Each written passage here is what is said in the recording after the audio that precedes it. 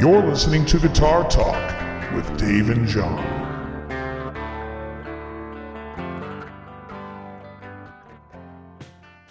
Hey, welcome back to the show. We are listening to Guitar Talk with Dave and Jon.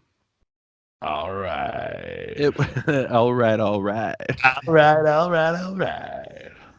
I had an incredibly entertaining and busy music weekend.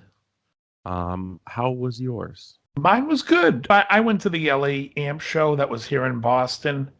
Ooh. All right, so we get to talk about amplifiers? Oh, yes. And pedals. All right. You know Lonnie Spector. Of course. He does the LA Amp show and LA Guitar show. And he's did the show here in Boston. His son lives on Long Island. Okay. And he has a fairly young granddaughter, I believe 4 months. And so Lonnie was like, wanted to make a thing out of coming to Boston and then going down to New York. And his son was there in Boston. And it was a good show. It was a small show, but I think it was because it was the first show. It was hard to get people to come. Right. But it was probably about 10 booths. And oh, wow. Yeah, 10 small. Booths? Really small. Yeah, as opposed to like usually it's 30 to 40. Okay. But Fractal Audio was there and they were running a big thing and had Dweezil Zappa there and Johnny A was there and people were running around. And, to me, it's a nice network type of show because, you can step out of the hotel rooms and go in the hall if you want to talk to somebody. I spoke to a guy over at Electro Harmonics Pedals that used to work with Dan Cohen over at Line 6. And so we had a couple of chuckles about the whole LA stores and everything else. And who was it? Was it Jon? Jon Skibic? Was he in a band called Afghan Whigs? Yeah. That's him. Yeah. Yeah, I like Jon Skibic. He's a good guy. Yeah. Yeah. That was him. How do you know him? Know everybody. Oh. I think he left. I thought he left Line 6 in 2007. I didn't know him back then. Oh, okay. Honestly, I don't remember why I know Jon. Maybe I met him through Tim at Mesa Boogie. I couldn't tell you. But we chat every once in a while online and whatever. Yeah. Okay, yeah. He lives in Jersey, I believe. Okay. But he went to school here in Boston, and then he worked for Line 6 there out in Agoura Hills and Calabasas. But yeah, no, it was he's a cool guy. We had some laughs. Yeah. And it was funny because there was a guy there who I met when I was working at West LA. He came in and was asking about one of the vintage the Les Paul. Remember the Les Paul special we had? And he ended up buying a TV yellow one from Norm. But when we were talking, he was from Boston area, and then I knew the area. And he turns out he was a dentist of a good friend of mine. And so I ran into him there, and he was with his son. And his son is kind of making the ways of being like a player that's getting out there. His kid's name's Tyler Morris. Okay. And but his dad Guile was cool to see, so I got to talk to him. Talked to Lonnie for a long while there. We shot the shit about everything under the sun. Little Walter amplifiers. Right. Guy by the name of Phil makes them. Great. It's not Big Walt? No, not Big Walt. Just but they're great amps. They sounded fantastic. Little Walter amplifiers is something to look. They're a little bit on the higher end side. They're pricey, but they're made gorgeous. I guess he builds one for Robin Ford. I guess Robin's switching to them, and a lot of guys use them. The guy who owns the company, him and his wife, are super nice, and they were sharing a booth with Upfront Guitars, which is a dealer of G&L in Massachusetts, and he was. We were talking G&L. We talked a little bit about Ron. And we also talked about jam pedals that he represents. and I was using a Jam.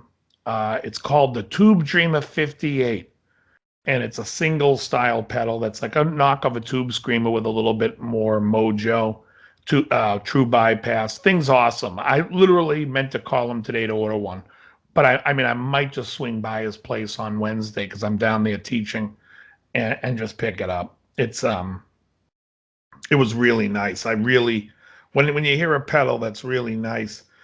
And then I met a lot of really nice guys. The Supro guitars, the new Supro guitars. Supro was actually a little bit of a surprise. I didn't realize that the Supro amps that they're making today are really not the historically correct Supro amps of yesterday. Okay. They've all been fixed. Like they had an amp guy go in, a builder, and did his own twist on them. And they are really new amplifiers. They are not, even though they have the same model numbers they are more of a nod to those models, but not really the model. Interesting. And I thought that was interesting. And they sounded fantastic. The Black Magic Reverb sounded great. They have these two amps. Is that an amp model, the Black Magic Reverb, or is it a Reverb tank model? No, it's the Black Magic. Reverb is the Reverb amp version of the Black Magic. They also had an amp just called the Reverb, and it was like an 8-inch speaker, and it was a small amp. It's 5 watts. It was monstrous. Sounded great. It's $9.99 for 5 watts, which I think is on the higher end of things. They also yeah, I would say for a company like Supro, considering that I guess they're boutique, but not really anymore. Right. You know, to me, Supro is kind of like Black Star, where it's like it's not really boutique. But good answer because they're not made in US, but they're assembled here.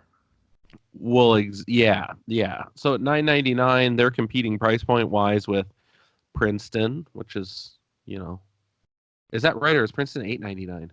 Princeton's $9.99, but made in Mexico. I think it's made in Mexico, though, is it not? Yeah, that's right. Yeah, it is.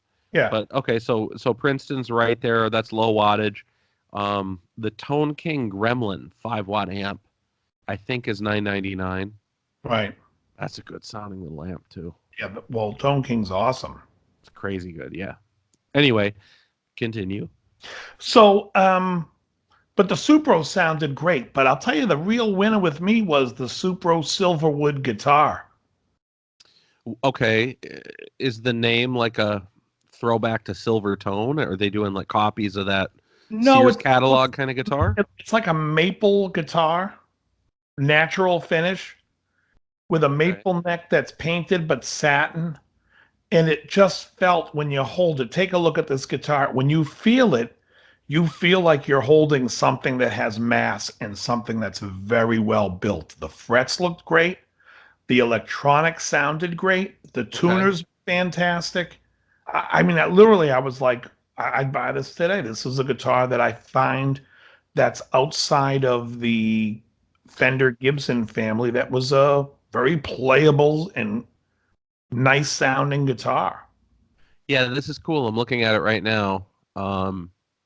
Did the one that you played, did it have like the tailpiece that went all the way to the Strat button? Yeah, it's the exact Silverwood that's on their site. You can't even buy them right now. I guess. Well, I'm on Reverb right now, and I see a natural finish, all maple. Yes, it's cool looking. It's got like the foil pickups without any pull pieces that you can see. That's right. Right. Cool looking switch, 3-way switch up top on the horn. Yep. Yeah, this is a really cool looking guitar. I totally get. I totally get it. $8.99 is the street price. Yeah. I think at $6.99 they would have a hard time keeping them on the shelves. Yeah. And I think at $8.99 it's going to be a slow mover. But I'm curious if it's going to be Korea or China. Indonesia. Okay. Well, from my experience, means it's going to have good fretwork. Oh, yeah. Well, not only that, it's a Korean-owned factory in Indonesia, which, I mean, if you look at like the G&Ls and anything that's coming out of Indonesia, everything looks great. They're doing... The detail work on this guitar was flawless. I was like, this is a great guitar. I mean, it really was impressive. Yeah, it looks cool, but yeah, everything I'm seeing right now says pre-order only. Yeah.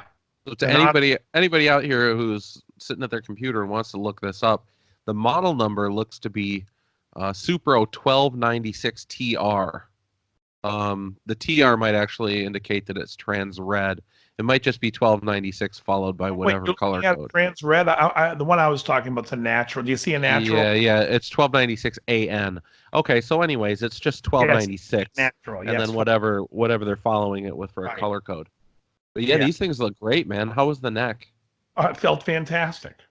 Beefy, thin. Beefy. It wasn't super thin. It was a beefy. Like I said, the thing felt like it was a solidly constructed. The switch, the three-way switch, felt like a tank. It felt Yeah. great. You could barely move it. I was super impressed with it. Right, it was glued in. I was super impressed with it. I was like, this is like you remember when we looked at like when Gary Kramer was making guitars and we're like, this guy's like he's into the details. Yeah. It's not just a poorly thought out, let's do this. It's like every little, and I felt that's what Supro did with this guitar. I thought they hit it out of the park. Again, Very cool. I thought it was priced a little high for, I mean, you're only talking $200, but it's just that, it sounds crazy, but I'll say this. There's a restaurant here in Massachusetts called the Dave's Cafe, and it's basically like, remember Cafe 50s we used to frequent? Cafe 50s, I felt like you were getting the bang for the buck. It was pricey, but it was still good, but it wasn't enough that made you think you're overpaying. Right. Dave's, everything on the menu is like $2 to $3 higher than it should be. And then you get the bill and you're like, the whole bill was $35. What did I eat? Right. I stopped going. It sounds like a lot of the delis out here nowadays. Right. Except for Brent's. Well, the Brent's there's a famous one down on right in front of MacArthur Park that's supposed to be like the best pastrami in LA. What one is it? Langer's, that's right. Yeah. Dude, I went to Langer's with Montage, and I think that the both of us ended up spending like $30 on a sandwich, a couple of French fries, and a soda. Right. And I'm not talking $30 for a whole bill. I'm saying we paid our own way, each of us. It's just nuts. You're just like, everybody in that area is a thief. That's bad. Like, oh yeah, let me get some spicy brown mustard on that. That'll be $3 extra. I love about that neighborhood. They're like, it's very dangerous. We it's like they're always complaining it's a dangerous neighborhood, but their parking lot's like a block and a half up the street. It's funny, and we're way off topic. They like excavated the bottom of that pond that's right there in MacArthur Park and pulled all kinds of guns out of it. Oh, guns, bodies, I'm sure, everything. So anyway, so the Supro booth I thought was excellent. There was a couple of things that I walked in, and if I missed it, I don't know. There was like an amp called Red something. I wasn't sure. Red Plate? No, it is Red Iron amps. Red Iron amps. Okay, I've never heard of them. Red Plate's another one, and it's really high end. Okay, so they had Red, and this guy's making like the wood. It's like this gorgeous flame type wood the thing's made out of. But just wasn't my thing. Was the circuit good, or was it just like fancy? It sounded nice, but it was just too much like, to me, it was like an amp if you lived in a big cabin and you wanted something that looked almost like furniture and an amp at the same time. Looking at it right now. So yeah, Berkshire amplifiers were there, and that was an amp I really didn't spend any time with. They had Celestion speakers there, which I didn't make it to. Electro Harmonics, I'm not a big fan of their pedals. Eventide was there. Oh, wow.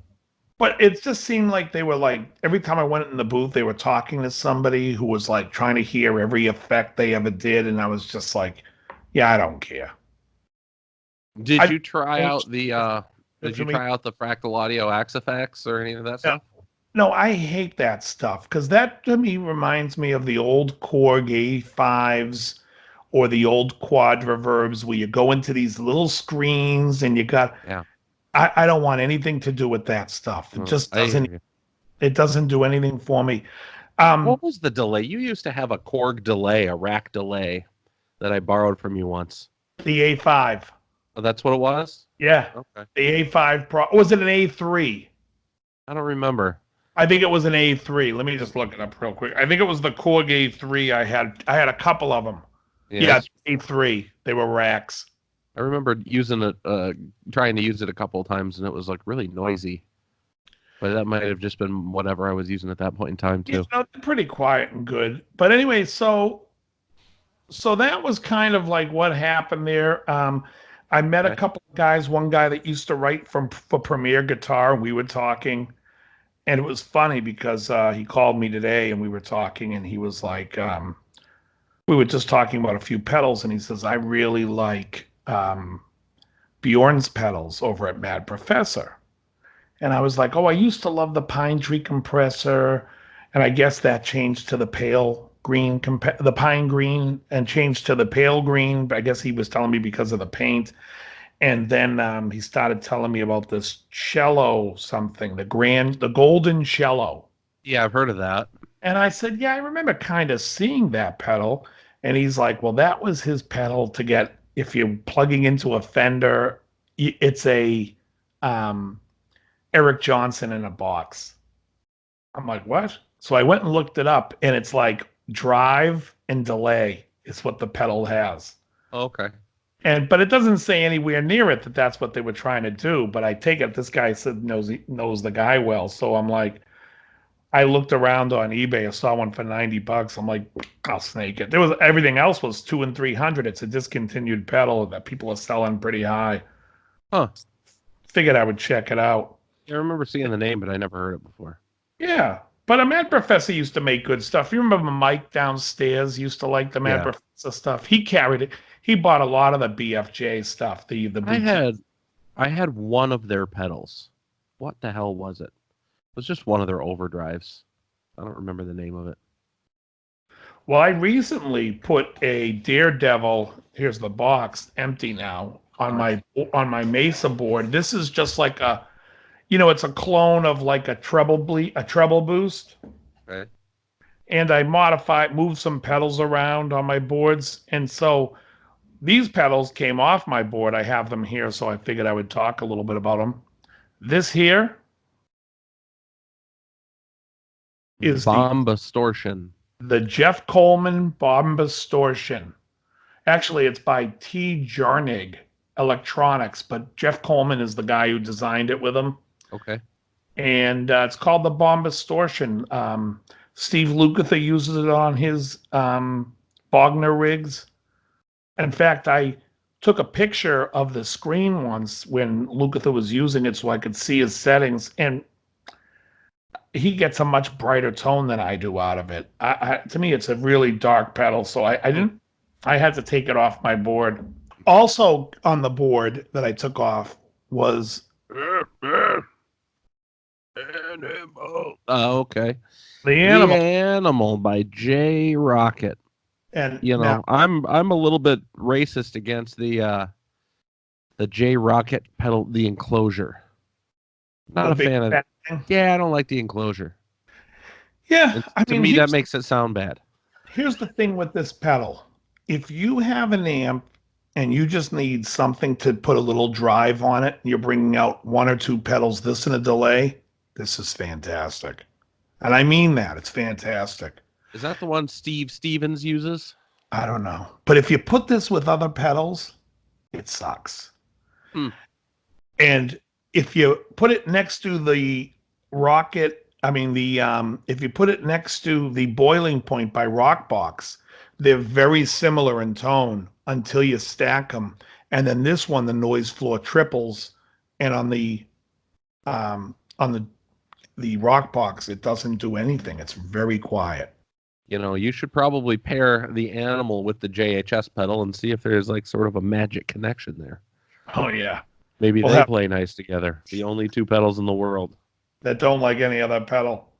So yes, we'll see what happens. I also took this off one of my boards, the Full Tone Fat Boost 3, just because I put I swapped it with the Daredevil Silver Solo to act as a clean boost, so I didn't really need this one here. So these now go into the pedal pit of hell, which will be, and then I kind of would like to see that jam pedal was really nice. Anyway, so I mean, I went to check out all these amps, and the only amp that's still kind of in my head, as we talked about earlier, is Vintage Sound makes a Princeton clone with upgrades. So it's called the Vintage 20 by Vintage Sound. And basically, it's a 20-watt Princeton. You can bias it from the 2 points in the back. It has a much nicer reverb, slower tremolo than a Princeton. He's done a lot of the things right. You should be specific for the nerds out there. You said this thing has a 17-inch pan? 17-inch pan instead of the 9-inch pan that comes on the standard. And that affects the reverb tone how? It's going to make it sound much bigger, and you can make it so it dwells a lot longer. And there is a dwell knob on the back, so you can have this haunting ethereal reverb, or cut it in half and make it basically how a stock Princeton comes, by cutting the dwell in half. Cool. So it's really cool in that aspect. And there's just other things he did right on it. With a 12-inch speaker. It's a beautiful cabinet. It's hard for me to talk myself out of this one, but I'm trying. You said that it's street price is around $16.95. Okay. You figure with a pedal, the $50 pedal and $80 thing, you're looking at about 18 and change. What's the pedal you're talking about? The reverb and the typical pedal that comes with the nice fenders that says Reverb Delay. It's silver. He charges you extra for that? Yes. Oh, that's obnoxious. Yeah. I agree. Charges you for the amp cover too? Yes. Yeah, that's frustrating. Yeah, just charge more and include it. I agree, but the problem is there are some guys out there, and I'm sure he's dealt with it more than we have, but I'm sure there's guys out there that have a ton of Princetons, a ton of old this and old that, and they call them up and be like, what if I don't want the pedal? Can I get a discount? Yeah, I'm sure that's what it is. That's exactly what I think. I think that's what makes sense to me. That's probably what happened over the years. From a business standpoint, he'd sell a lot more amps if he wasn't upcharging for that stuff and just told the handful of knuckleheads to just deal with it. Right. No, it comes with it. That's just what it is. That's my price. He'd probably sell more because I bet you that what did you say it was, $50 for something, and then what, 30 for a cover? 50 and 80 maybe, something like that. What was the 80 for? I think it's the cover. It's a padded cover. Okay, yeah. Yeah, throw that stuff in the box. Charge $100 more or whatever, and just have it come that way. Yeah, I agree. You buy a new Mesa, you get the foot switch, you get the amp cover. You buy a Bogner, you get that same stuff. You buy literally any amp on the planet, it already comes with that stuff. Right. If you're gonna nickel and dime with somebody about that, I think that you're probably losing customers. Yeah, and it keeps the price down though. Now, if you want the 15-watt version of that amp, like let's say you don't want the bigger transformer and you rather just have more of a traditional, but you still want the 12-inch speaker, it's like $100 less. Okay. It's like $15.95 for the vintage 15. Got it.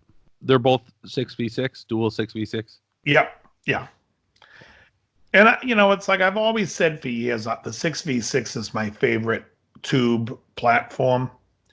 And I was kind of, we were talking about the 5E3 circuit, the Tweed Deluxe, the 57 Tweed, basically. And I've played a few since we've spoken about that. And I tend to think the Princeton is a better circuit, for me anyways. Yeah. The other depends on what you want to use. I feel like the guys that really like the 5E3 or like the the Tom Petty fans that want something that's gonna just you play a slide guitar with it. It's gonna break up. It's gonna be bluesy. So I think Mike Campbell was a Tweed Deluxe guy. Yeah, so was Larry Carlton. But although Carlton played the solos on a Princeton, Yeah. the rhythm stuff he played, and that's what I feel about the 5E3, that it lacks a little bit of character, so it'd be nicer for the rhythm tracks. And then when you want to go play a lead, you got to play something like a Princeton that's going to cut and have a little bit more of a bite that I like. Yeah. So, but yeah, that's that. So we'll see what happens with that. But that's just interesting stuff. I picked up the day before the amp show, I picked up a JC40. Based off of the JC 120. Yes. Well, there's been a lot of different amps. People forget because people will say to me, wasn't there a JC 77? I'm like, yeah, there's a million of them. I mean, there's like, they started with the JC. I think the 120 and the 60 came out in 1975. Oh, so wow. you had the two speaker 120 and a 60-watt one speaker JC60. I mean, then after that they had just countless. I mean, they had 76, they had a couple of models, 78 they were putting out new models. They ran them limited, obviously. I mean, because I remember when we were at West LA, I've seen a used JC90 was around, which was which is an 80-watt, and the JC60. But this 40, it's real funny what happens. So I always in my back of my head, I'm like, God, I'd love one of those. I don't want to pay a lot of money. And some guy had one for $300 on Marketplace. And it's like brand new mint. You're going to love this. I call the guy immediately. I'm like, I'll take it. He goes, all right, come down tomorrow. So gives me his address. So now that night, I'm going online to look up the amp. And it was like every review I've seen of it, and people who initially don't like the amp, it's like a really nice amp. So I love that sound. What they do for that chorus is they have one you're getting a dry signal out of, and the other one you're getting the chorus signal, the delayed. And that's where it's like that's where it has such a nicer sound than anything else. Okay, I didn't know that was how they accomplished it. Yeah, which is really cool. Yeah. And it's a stereo input. So if you want to put a delay in from the front end or anything stereo in the front end, you can actually accomplish that and hit both amplifiers, because it's really 220-watt engines. Right. I knew that. For each speaker. That's cool. Yeah. That sounds cool. Are you going to record some sound samples? Yeah, I'm going to do some stuff with it. It would be fun. I mean, it's a great sounding amp. The trick with it is you have to record it in stereo. You have to use two mics because you want to get that. You know what I mean?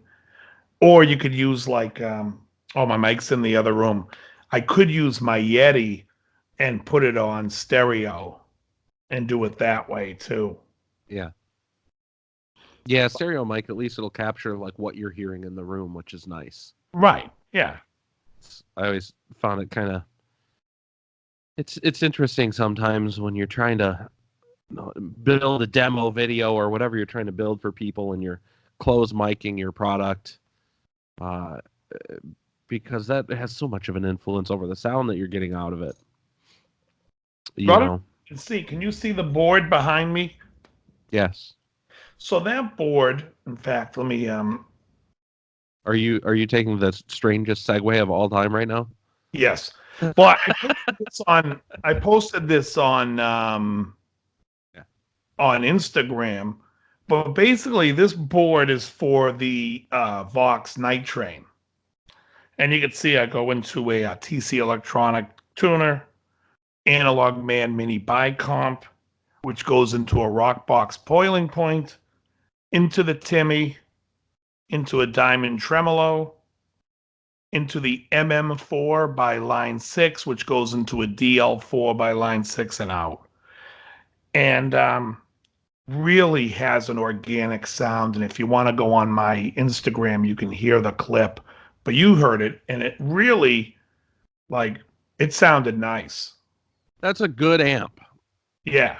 That ran a long time in Vox's lineup. That was around for like 9 years. Right. Well, this is version 1, which I don't know how long. I don't know how many years it ran, but the Night Train series ran like 9 years. Yeah. What And did they change in version 2? Because version 1, I think, was 3 or 4 years. there was a lot more knobs, so I'm imagining that they did something to free up like the clean and the dirty channel, kind of independent them from each other. I think it may have also had foot switching capabilities. I don't remember the first one having a foot switch. No, it doesn't. Right. Okay, so that's probably what the differences were. But no, that first Night Train sounded great. 15 watts, lunchbox, all tube.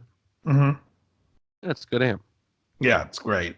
But it really, if you want to go check that out on my Instagram, I'll post my Instagram. But it really captured just for like, I mean, I was playing it for like 20 minutes, and then I'm like, I got to shoot this video of it because I just wanted people to hear, like, it's ferocious, and it's in a little, it's pretty loud in my room here. I had a pretty good volume to it, but which is, I'd love to be able to do that to that vintage 20 with just one pedal, like that Tube Screamer, that jam pedal, the Tube Dreamer 58.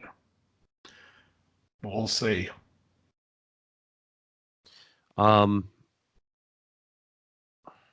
What's in that custom cabinet? Is that 112?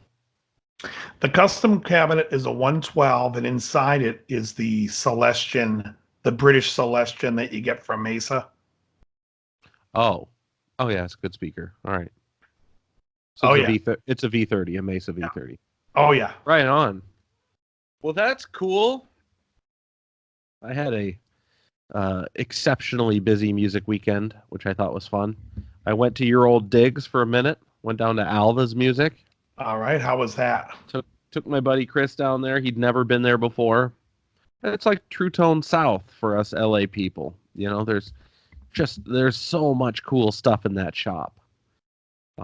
If you're in the LA area and you watch this, you really should go down to San Pedro and check out Alva's Music. It's gonna surprise you if you've never been there before. They've got a really fantastic pedal selection. A lot of it was curated by Dave a handful of years ago. Yeah. And they've kind of kept the theme. So, which I'm very proud of Matt that he did do that and not go backwards, that he actually decided to move forward. Because I'd say in all categories he's moved forward. Which is fantastic, because I didn't know if he had it in him. When I was there, the idea was we needed to make that shop. You're in San Pedro. You needed to make it a destination shop. Right. So if you have a shop where people are floored, like John's talking about, you go in and you're wowed, and then you don't pay for parking. It's easy, a nice little neighborhood. There's some diners around if you wanted to grab a bite. You can make a day of it. And so that was the idea, was bringing in, we wanted 60 plus different brands of pedals. We wanted amps like, now do they still do Matchless? Here's what I have seen in the last few trips there. They've got some good amps. They've got Victory. They've got John Suhr. They've got Fender, Mesa, Bogner, Buddha. Okay, Fender, Mesa, Bogner, and Buddha I opened for them. Yeah. Suhr was trying to get in there. Yep. And Matt didn't want to pull the trigger at the time. But that's when, and then what was the other one? And Victory's a British company. We didn't, nothing about them. Yeah, and then they've got a couple of Fuchs amplifiers. Okay. What else do they have in there? That might be it. There might be one other, but from my recollection, that's pretty much it. Yeah, they've got John Suhr guitars. They've got Nash guitars. They've got the only line that they carry that's kind of strange to me is they carry that Rob Chapman guy's guitars. The Chappers. Sure. Well, yeah, they carry his line. Probably tied in with the Victory as well. I think they're tied in somehow. Oh, that's probably true. I wouldn't be surprised if there was a similar distribution. Yeah. Yeah, but they do Reverend. They do the Danelectro stuff, which, by the way, I got to tell you about one of those. Yeah, it's a killer shop. So if you're in LA or if you're coming to LA, go and visit. Worth it. Let me ask you a question. So there was no, you're saying you didn't see any matchless. I didn't see any matchless. Okay, yeah, because I had brought matchless in. I also brought in a German acoustic company called AER that makes a fantastic. Oh, I know AER amps, but yeah, you would have only seen it in the. I would have never paid attention to what their acoustic amp selection looked like. Right. But yeah, outside of my wheelhouse. And, they did have a D18 Golden Era that was in there used, and it sounded super good. Nice. Oh, it was canon. They sounded great. But no, I know you've got a Danelectro. Is it in reach of you right now by any chance? No, it's in my other. Actually, wait a second. No, it's in. Oh no, it is. Hello. All right, so that's a Danelectro 59, right? Yeah, 59. So they've got this model that they came out with either this year or last year. They're calling a 59 NOS Plus, and what they're claiming is they found an NOS stockpile of pickups.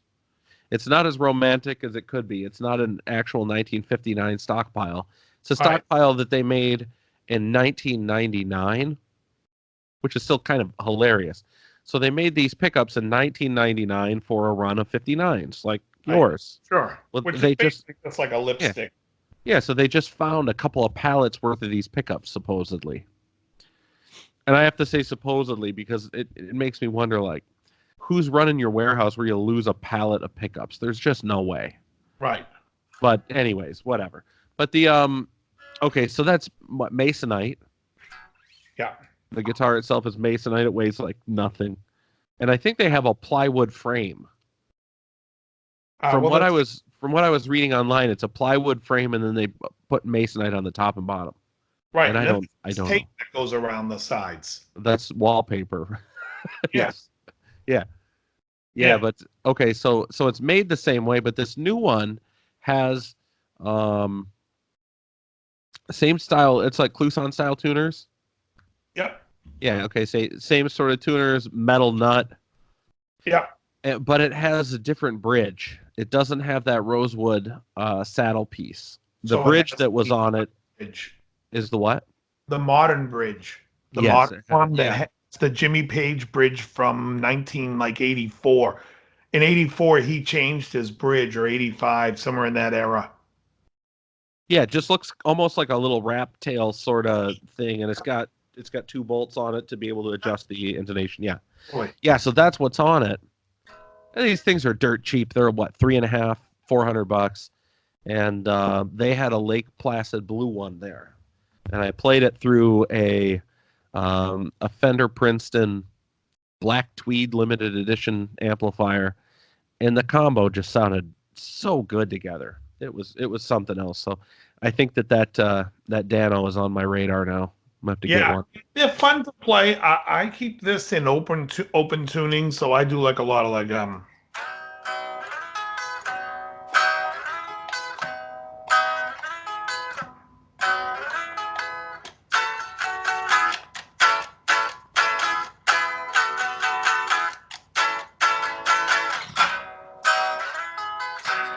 like Stone stuff. Anything open G, I'm having fun with it. But I love this guitar. It's like it's like one of these things where you can throw it around the room and you don't give a shit. Well, you've had that guitar for a long time now.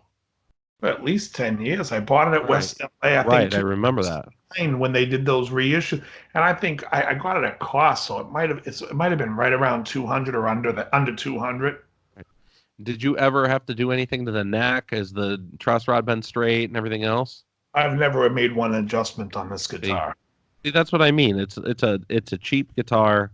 It sounded really unique, but everything I'm reading about them is that they're fantastic. So look at that action. It's perfect. And here I've had to adjust every one of my Strats 1,000 times a month. This thing, never. I wonder if the spec is the same now as it was back then. It's a poplar neck, according to what they're saying. So, I mean, it's a hardwood, but it's a cheap hardwood.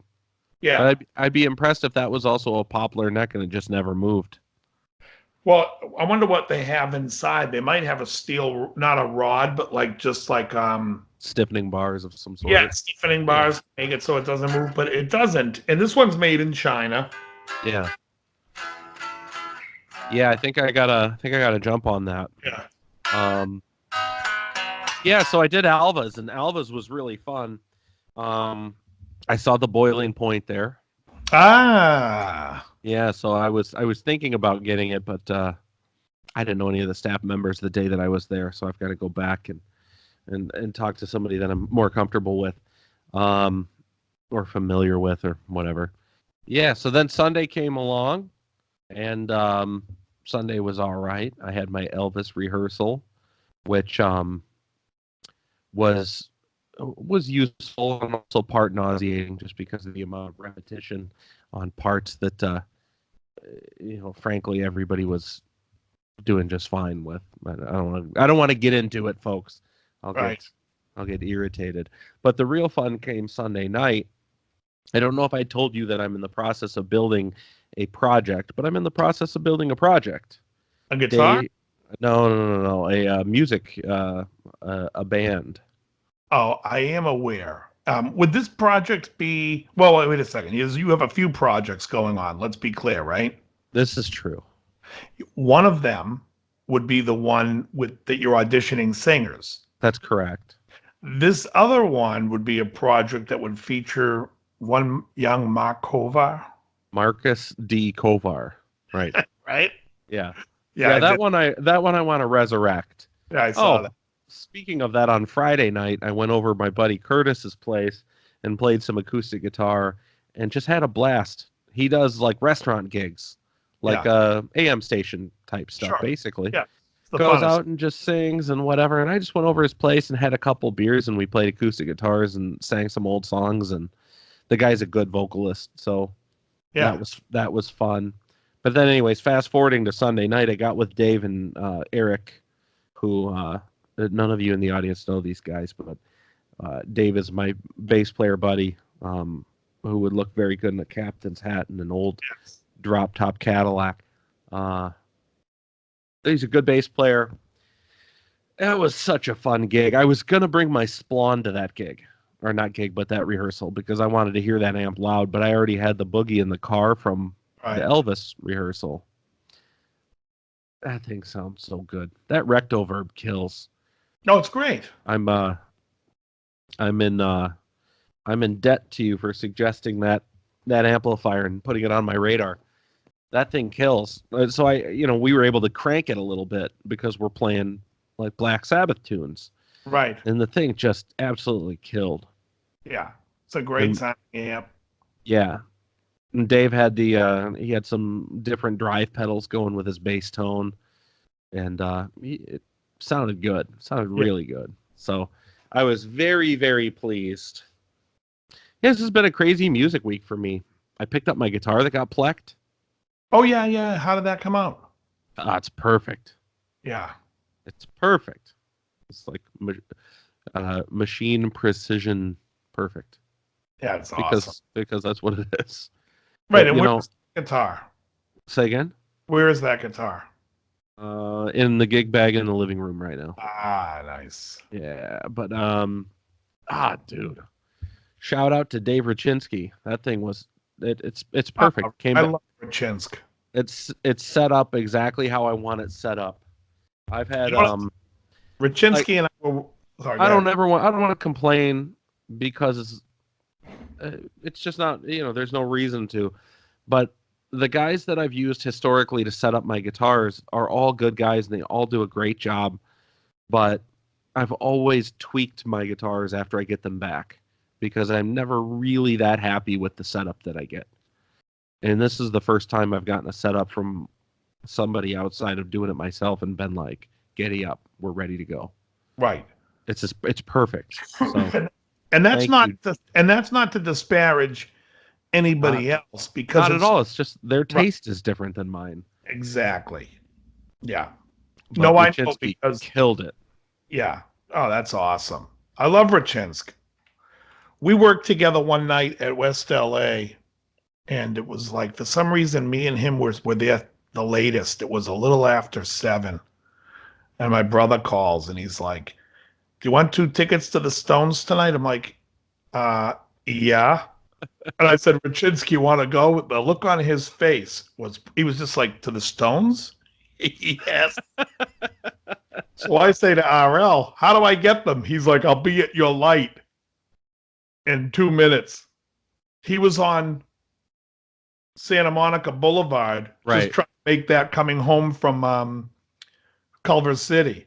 He drops off the Century tickets City. at the corner of Corinth or whatever. Right. So he pulled up at the light. I walked up to him, grabbed him. I said, "Let's get the hell out of here." It was the best show. It was unbelievable. That's hilarious. Yeah.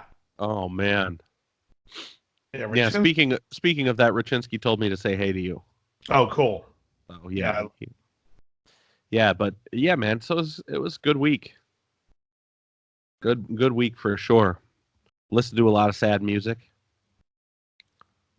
A lot of sad music. What was sad? A lot of soul music. I've been listening to a ton of soul. What kind of soul are you listening to? I'm listening to more modern stuff that is kind of new to me. You know, because I think you and I have talked before. I always liked like Motown and things like that because I grew up in Detroit and that was a thing. Sure. I've been listening to a lot of I told you that guy's name, Michael Kiwanuka. I don't think you're crazy about him, but I like the guy. It's good good for me. And Any Maxwell? who? Say again? Maxwell? Do I listen to Maxwell? Are you talking about the artist from the 90s? Yes. No. I think Urban Hang Suite is probably one of the best albums of R&B music that, that's from now till whenever. I just think that's one of the best. Is it R&B like lovey-dovey R&B? It's both. It's real R&B. It's soul. It's there's some sex songs on there. It's a great album. Yeah, I'll have to check it out because I'm more into like I like the darker, sadder side of soul music a lot more than like the let's get it on. Like I could give a shit about the sex stuff. Yeah, Maxwell's more of a mix. It's like there's like 2 or 3 really good sex songs on that album, but the rest of the album is really good soul. Yeah, I'll have to check it out. What's it called? Maxwell what? Urban Hang Suite. SUITE. Okay. Yeah. All It's right. really good. And then I've been listening to a little bit of Lee Fields, okay. which was suggested to me by Christina Ruffalo. Did And you know that she leafy greens? Huh? I said, and are you eating a lot of leafy greens? I am. No, I'm not. Fields. That's hilarious. Maybe that's all it made me think of. And make sure you get plenty of leafy greens. Christina Ruffalo, what happened with her? She's running a podcast doing all funk and soul.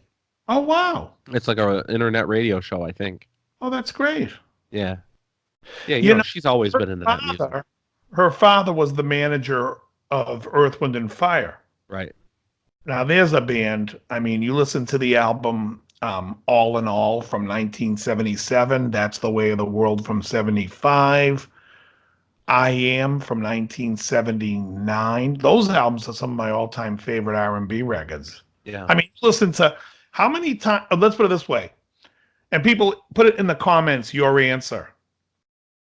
Think of what is the greatest cover song of all time. And I'm ready to give my answer first. Oh, I've got to hear this. I'm going to say it's Got to Get You Into My Life by Earth, Wind, and Fire. And they covered it. Who was the original artist? The Beatles. Okay. Interesting. I want to listen to that. How can you do a song by the Beatles better than the Beatles? Earth, Wind, and Fire's Got to Get You Into My Life. Easily the best cover song ever. Because and some people may disagree, and that's okay.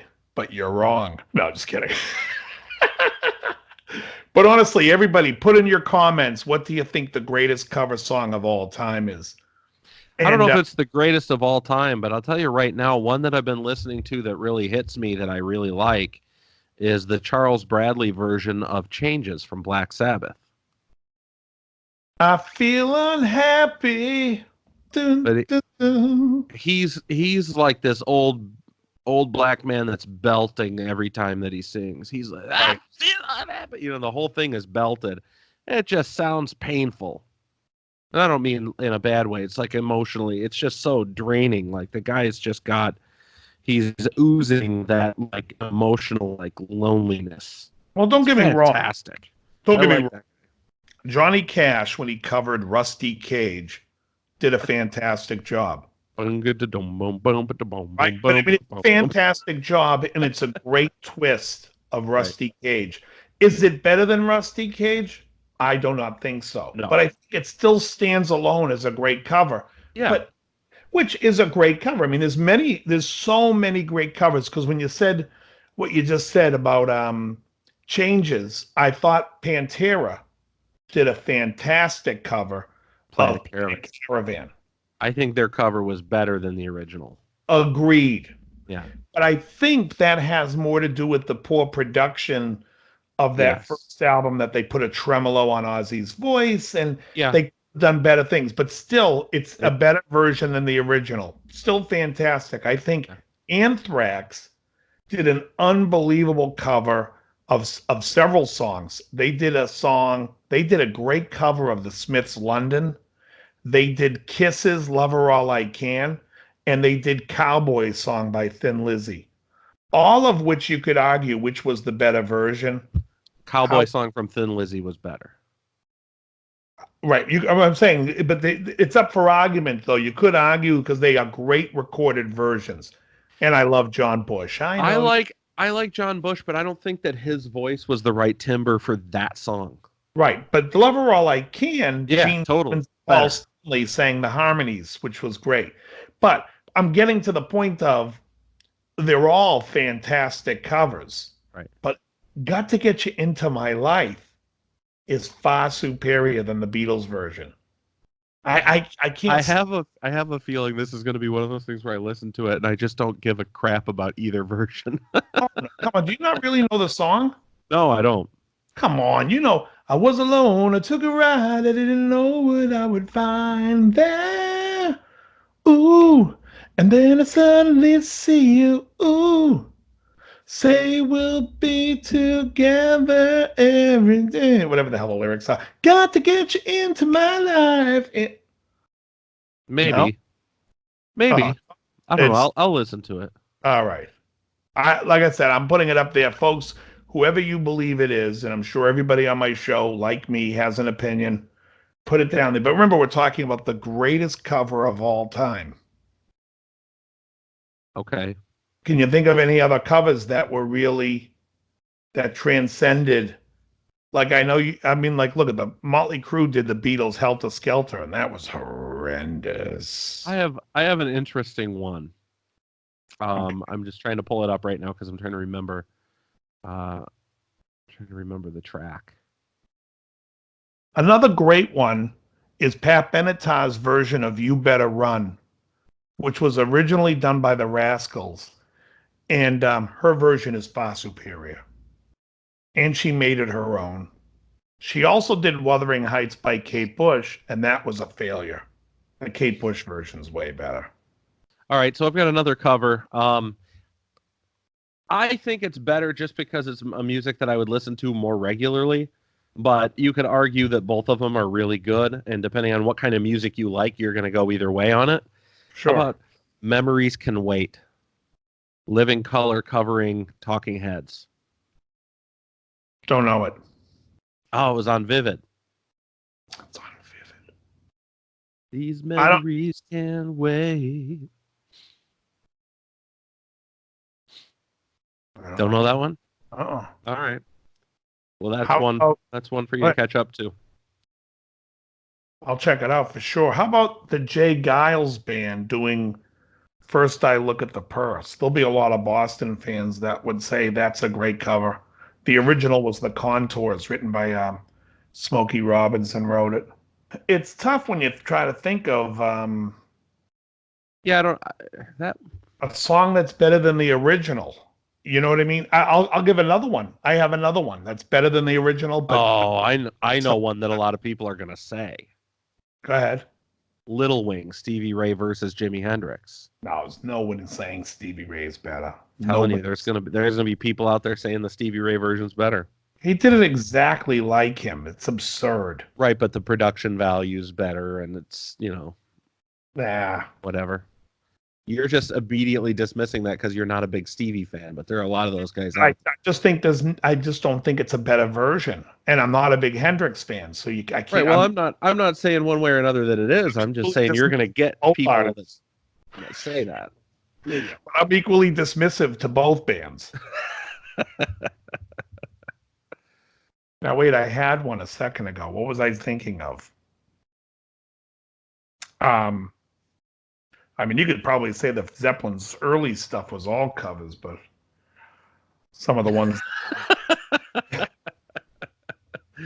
The Blind Lemon Jefferson covers? Oh, yeah. Death covering Painkiller from Judas Priest, and it sounded no different. Yeah, I mean, some of that stuff... But there was some times that there was some real... I had a really good cover song, but I don't know that it would be... I can't... I mean, look at Always Something There to Remind Me by Naked Eyes. And who did the cover in the 80s? Was that called Naked Eyes? Naked Eyes was the band. It was that guy that used to come in, Peter Byrne, used to come into West LA. And who was the original version of that one? Well, Burt Bacharach wrote it. Burt Bacharach, okay. You had, there was some British artists that had some hits with it. Jose Feliciano recorded it in 1967. I think Dionne Warwick, did a cover of it or a version of it. Okay. But yeah, I mean, I know what I was going to say. Rod Stewart and Jeff Beck's version of Shapes of Things is far superior to the Yardbirds. I'll listen to that. But it's not the greatest of all time, but it's definitely far superior because they changed the melody. I don't know if you know the Yardbirds version. It's like shapes of things to come today. No, I'm gonna have to listen to that. I don't know. Then you hear Rod, shapes of things to come my way. Thank you. What was the Isley Brothers tune that Rod Stewart covered? It was This Old Heart of Mine. Yeah, This Old Heart of Mine. I'll take the Isley Brothers tune though. Oh yeah. Oh, Rod usually does not cover something better. Handbags and Glad Rags is a great song, but Rod, I mean, I don't know if people would consider it a cover, although Rod was like the second person to do it, and some guy had a minor hit with it. But I think if you look up "Got to Get You Into My Life" and listen to the Beatles first from Revolver, 1966, and then Earth, Wind and Fire recorded it for their greatest hits, for the best of Earth, Wind and Fire, 1978. They recorded that song, and they recorded September. Do you remember? Yeah, fantastic. But Got to Get You Into My Life, it's like such a twist on the original, and I think it's just a better version and the greatest cover of all time. All right, folks. And with that, I'm going to scoot because I need to go get my kids from school, believe it or not. I believe it. From school. Yeah. But that's a pretty interesting topic. I'm going to be looking forward to hearing what the Peanut Gallery has to say. Absolutely. Yeah. Well, it'll be interesting to see what people have to say and what their comments are. And after that, we'll say we'll see you next week, everybody. That we shall. Very good. Catch you later.